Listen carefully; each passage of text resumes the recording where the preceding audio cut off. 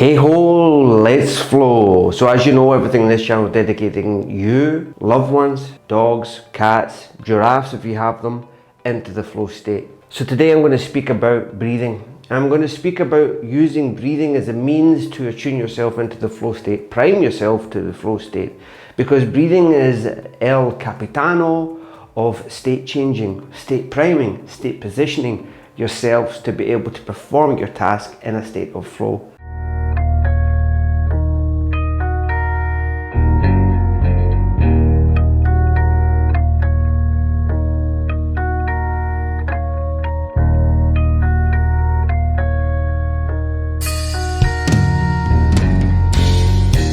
So there's three key things that you can do right now to allow the discovery of the correct way of breathing. There's a lot of other techniques and tools that you can utilize, but I'm only going to speak about three today. Using your diaphragm, really important to make sure that you optimize your breathing. For a way for you to discover where your diaphragm is, what you want to do is breathe in through your nose, out through your nose, pidget, and then try and breathe again. What you'll feel is a wee flutter here, okay? It's your diaphragm, okay? The next thing you want to be paying attention on is breathing in and out only through your nose. Your nose is designed for breathing. Your mouth isn't. So shut your mouth and focus only on breathing in and out through your nose. When you breathe in and out through your nose, you have greater control over your breathing, plus you release nasal nitric oxide, which is a very powerful vasodilator, opening up the blood vessels, creating better flow in there. And the last thing is to try and breathe less. Okay? Not more, less. Less is more. So, an indication from somebody that is a bit more stressed out would indicate that in a 60-second time frame, or 1 minute, whichever one you want to use, people that breathe between 12 and upwards breaths per minute are more likely to be in a stressed, agitated state. Their body is in a fight or flight response, meaning they're always in this sort of defensive state of mind and body. What you're wanting to do is get your 1 minute breathing rate down to around about a 5 to 7. That is the optimal breathing rate for you. So when we relate this into flow, and if you've seen the videos I've spoken about previously, I speak a lot about the skill challenge ratio. So let's imagine in this scenario, you're seated, static, okay? And in that static state, when you breathe in, you have a sympathetic response in your nervous system, and when you breathe out, you have a parasympathetic response in your nervous system.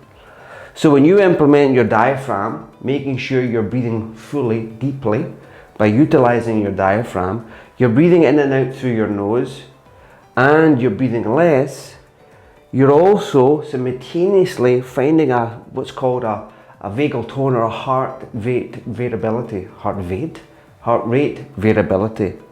like a coherence in your heart and a coherence in your breathing. That coherence is linked to the autonomic nervous system. Here is the coherence. Sympathetic, parasympathetic. So when you breathe in, sympathetic, when you breathe out, parasympathetic. So you want to imagine that the only sort of resistance you have, this little arrow here represents the resistance that you have to maintain that sweet spot between that sympathetic and parasympathetic dance, okay? So the only resistance you have is yourself.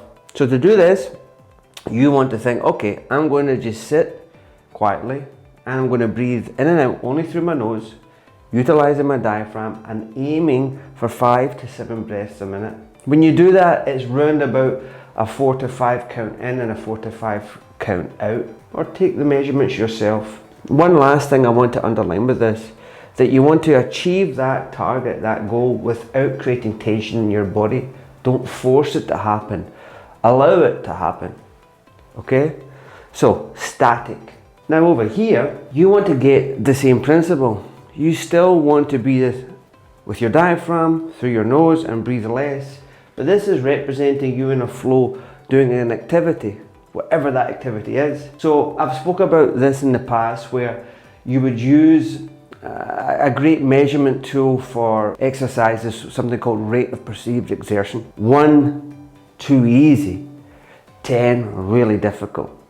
So you want to sit round about a 7. In this graph, I've used it as percentages. So 100% right at the max, indicating a highly stressed sympathetic state. And then 0, nothing. For the parasympathetic state, you want to sit and you imagine that your nervous system is purring along at a 70% of output related to the resistance that you're getting pushed at. So let's say you're out running and you're driving yourself and you're pushing yourself, but you're used to running at a certain level, breathing in and out through your nose. That resistance is still there, but your job now is to make sure you breathe in through your nose. Maybe you're used to breathing in and out through your mouth. Now I'm asking you to breathe in and out through your nose.